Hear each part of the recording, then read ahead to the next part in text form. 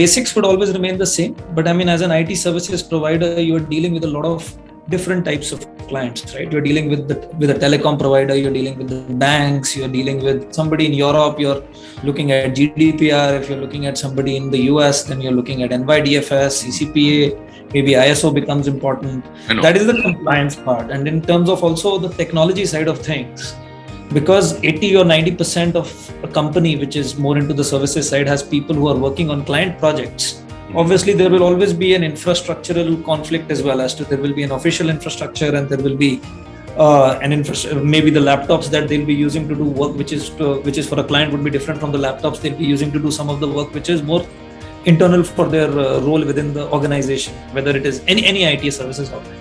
So all those aspects, and assuming that, I mean, since everybody has been working from home, everything has been digitized, a lot of work has been happening on SaaS applications. I think to come back to your question around how to create a digital transformation driven integrated cyber approach wherein everybody is motivated enough to follow security practices. I guess again as a CISO, it's very critical to have a direct channel with the leadership. It's very important for you to understand what are the major goals of the business in terms of how does it drive profits, what are the real risks within that organization in terms of, I mean, when you say risk, I mean, we have to avoid being very technical and talk about stuff like SQL injection and Log4j.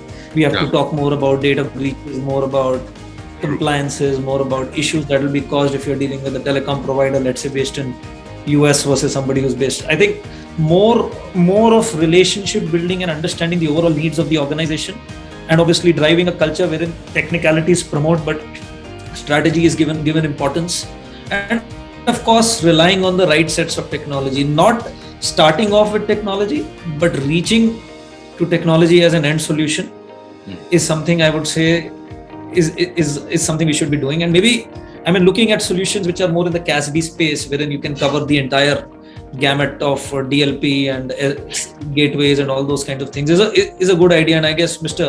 Harish also mentioned about this security awareness, right? So, I mean, it starts with the insiders. So you need to train them, you need to get them to understand what is a phishing attack. And especially with using personal devices, I guess this has become even more complicated.